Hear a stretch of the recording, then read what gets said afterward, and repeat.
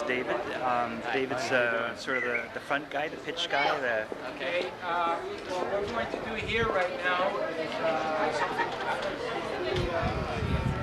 mayor received this court. Because our mayor from Toronto, last week, Is this our mayor? Yes, it is. Thousands and thousands of people that have carried this torch. And we would like Chris to have the honor to pass it to you, and you receive it on behalf of Castlegar. Castlegar, sorry. Sorry. Chris?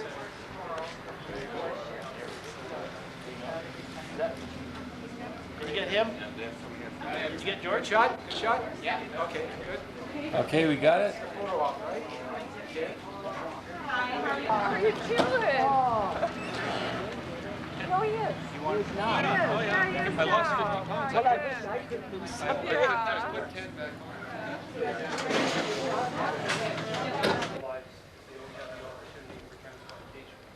So I just want to thank everybody for coming out. It means a lot. I know it means a lot to me as a transplant recipient, and I'm sure it means a lot to George and what he's doing. So thanks very much, everybody, for coming out. It really does mean a lot. I now ask our MP to come up, Jim Gelb, to say a few words. Oh, now. Thank you, Pat, and I'd like to welcome George here to one of the most scenic rides. I hope the weather cooperates with you, because we're certainly in an incredibly beautiful geography area, and I hope you enjoy it while you're here. And what you're doing is so urgently important. Right now, there's over 3,400 people waiting for transplants from Canada. Canada has less than 1/3 of the rate of donations of organs as the United States. We're not talking about numbers, we're talking about on a per capita basis. As was mentioned already by Ed, we are lagging behind. There's a 90% support for this. There is awareness out there, but there just isn't the structure that we need in order to make this thing work. Often the organs are available, but our structure is such that we just can't put it together.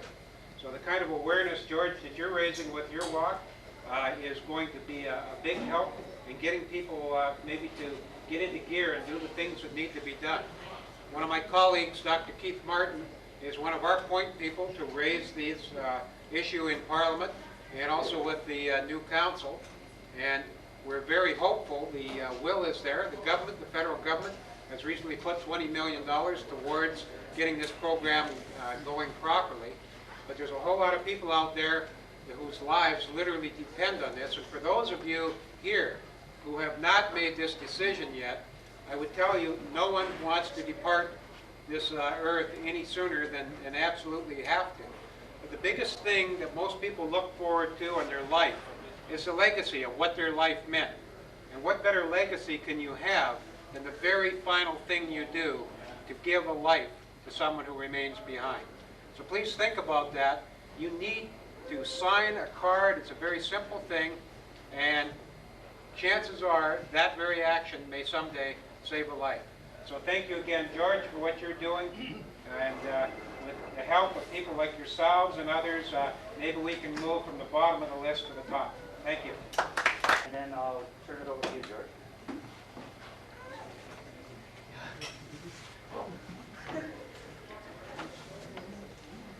Just for George to help him along with his walk, a new pair of shoes. I know he's probably going through them at a high rate. It's a long way across the country, and I'm sure that there's probably been many more before this, but hopefully they fit. If they don't, we'll look after that as well, and I just wish you all the best, and what you're doing is really great. Thank you very much. Thank you. I sure needed a pair of running shoes. These ones just had. Just for George to help him along with his walk, a new pair of shoes. I know he's probably going through them at a high rate. It's a long way across the country, and I'm sure that there's probably been many more before this, but hopefully they fit. If they don't, we'll look after that as well, and I just wish you all the best, and what you're doing is really great. Thank you very much. Thank you. I sure needed a pair of running shoes. These ones just had the biscuit. So thank you very much for that.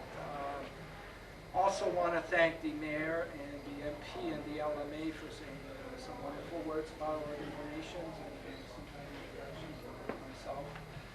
And most of all, I want to thank Pat for putting this all together. What we're trying to do from coast to coast is inspire every Canadian.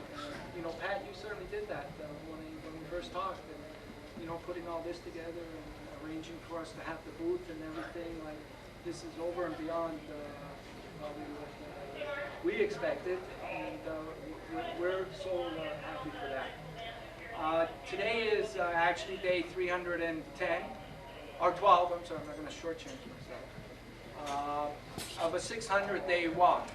And I started from Toronto on June the 20th, and the campaign is about promoting the importance of organ and tissue donation to 500 cities and towns right across Canada.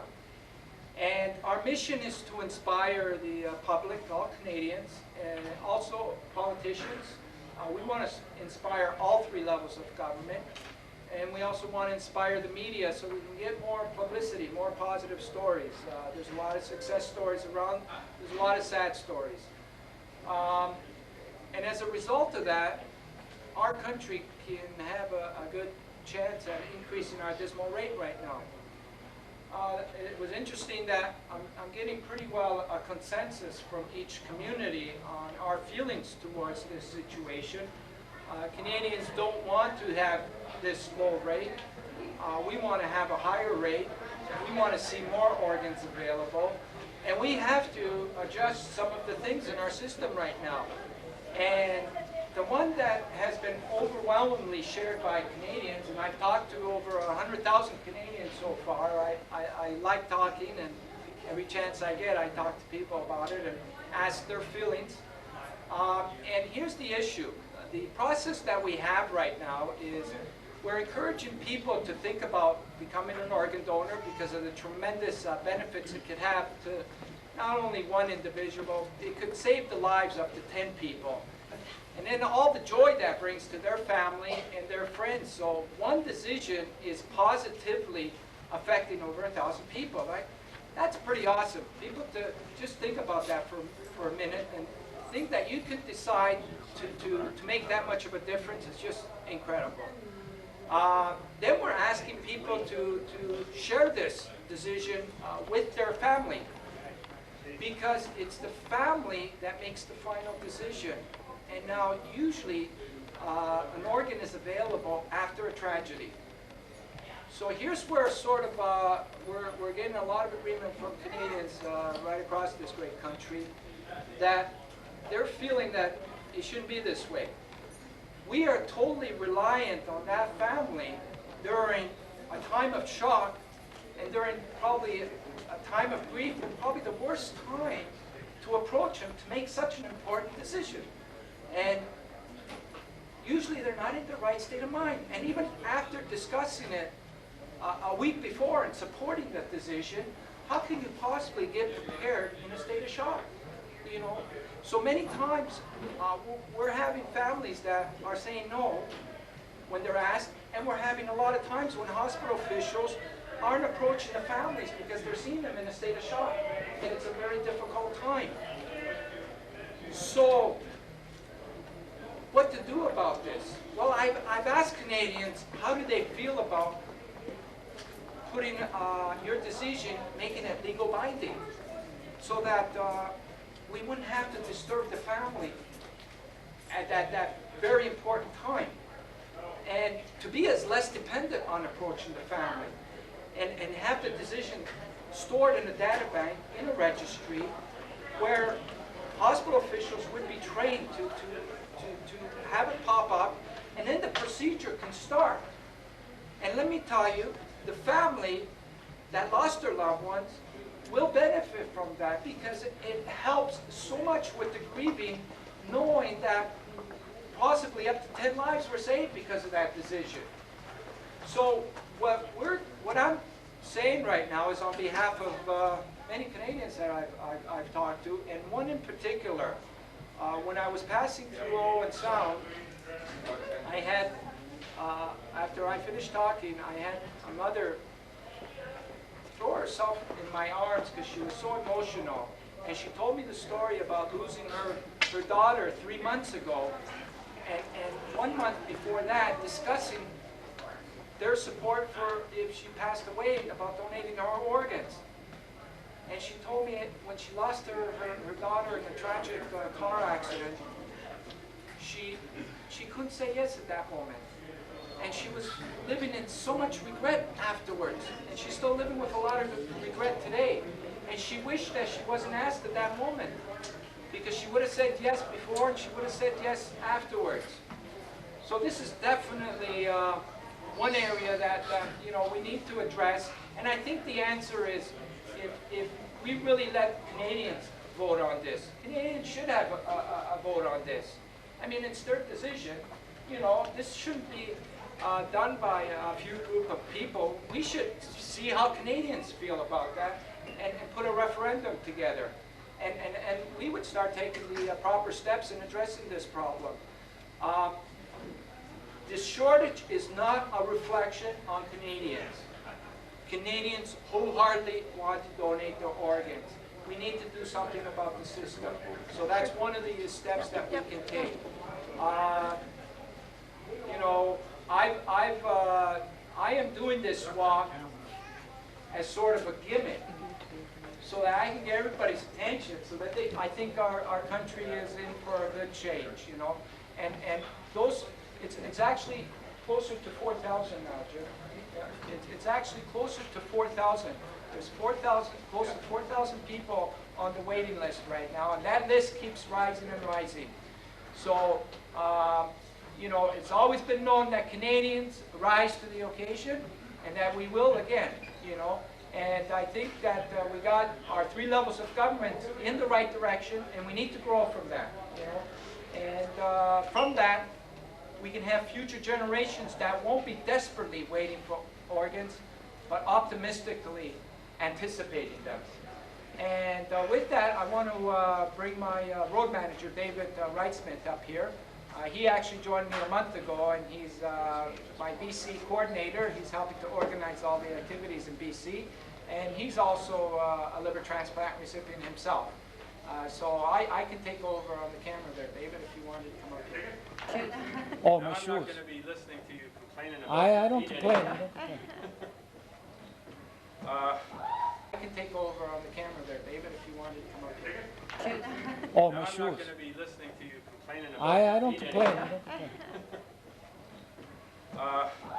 I don't have my thank you list. It took me too long to blow out the torch when we were coming in here, and I forgot to run back to the car and get my thank you list. So I'm going to wing it here. We're not using the mic. I didn't think so, but my head is swimming today. It's so difficult to coordinate this campaign from the road. We're basically administrating from the road. And before I get into that, I'd just like to say that, like Ed, who I'm from Victoria, so I've met Ed before, and I've been in his office several times talking about the issues at hand. And like George, I was very, very close to the end of my life when I had my transplant. My doctor said it's got to happen right now, and 20 minutes later my pager went off. So you know, I'm very grateful to my doctor for saying that, because who knows, maybe what he said had something to do with it. And I've been very, very fortunate in having a trouble-free transplant, and I thank my donor family every single day of my life for being given the opportunity to live each day forward from that point on. And so this is an issue that is very, very dear to my heart, and I know that there are thousands and thousands of Canadians that feel the same way. I joined George when I heard about his campaign. He was desperate for help because he'd gone through 5 road crews between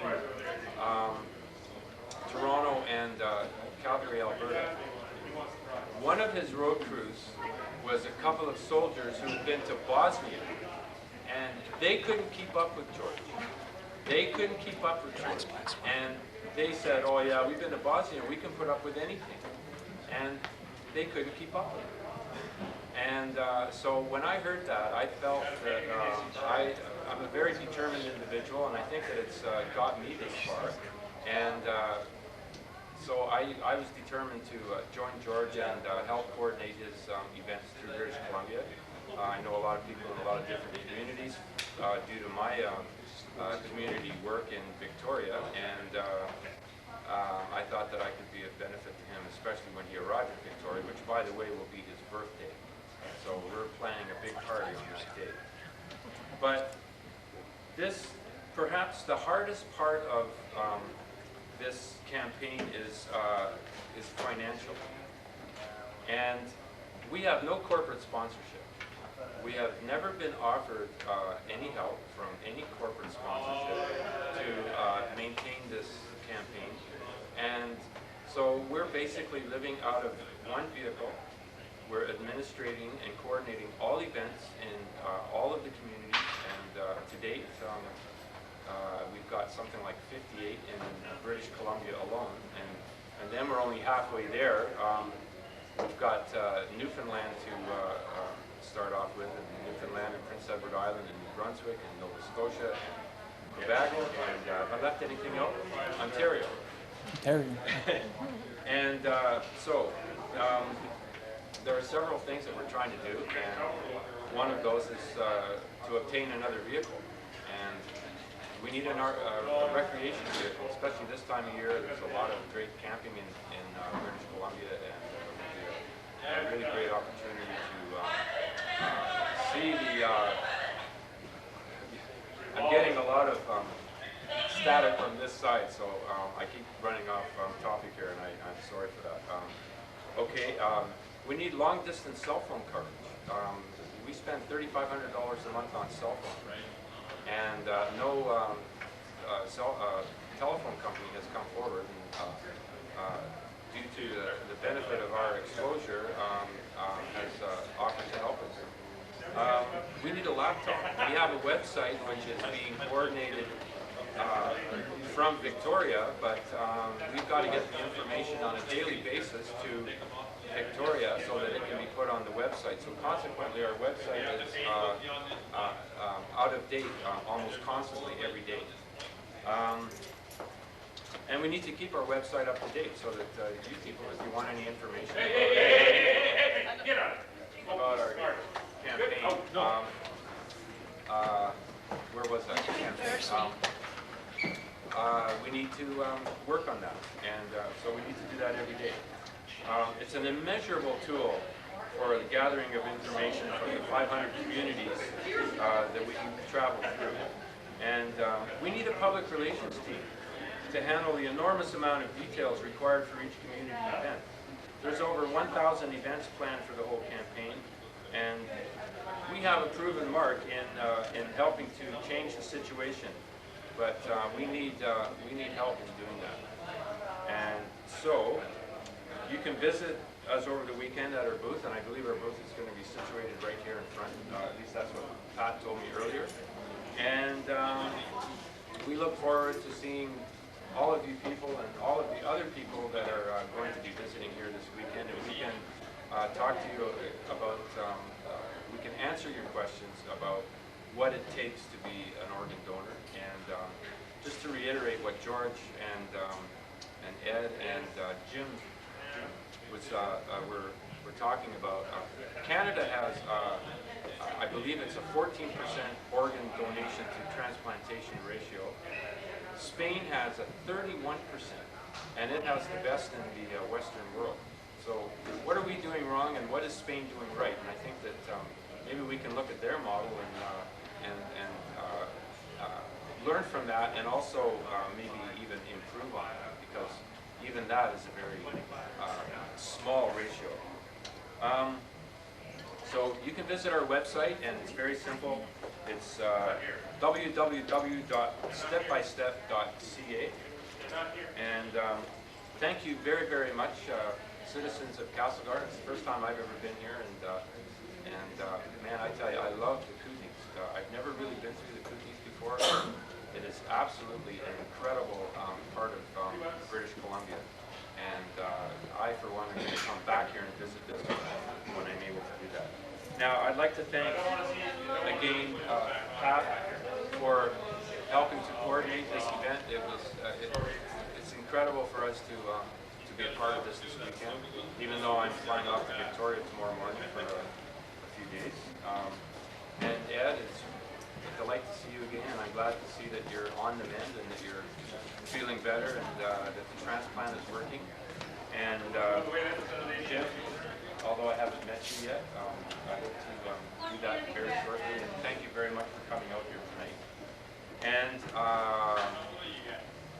well, I wrote it down here somewhere. Here we go. Dale, thank you so much for bringing George in shoes. I think he's going to appreciate that very much. And that's Mallard's Source for Sports. So when you need a pair of running shoes, that's where you go, right there. And I'd like to thank the Best Western Hotel, and I'd like to thank the Sandman Hotel for providing us with accommodations this weekend. We have 2 people here. I don't know where they are. Oh, there they are. Emery and Beverly Wilson from Nelson, who Beverly was absolutely instrumental in getting us coverage and coordinating an event in Nelson. And she is also a kidney transplant recipient. So thank you so much once again, and they're going to be helping us with our booth this weekend. So I think I've been up here long enough, and I thank you very, very much for allowing us to do this today. Thank you.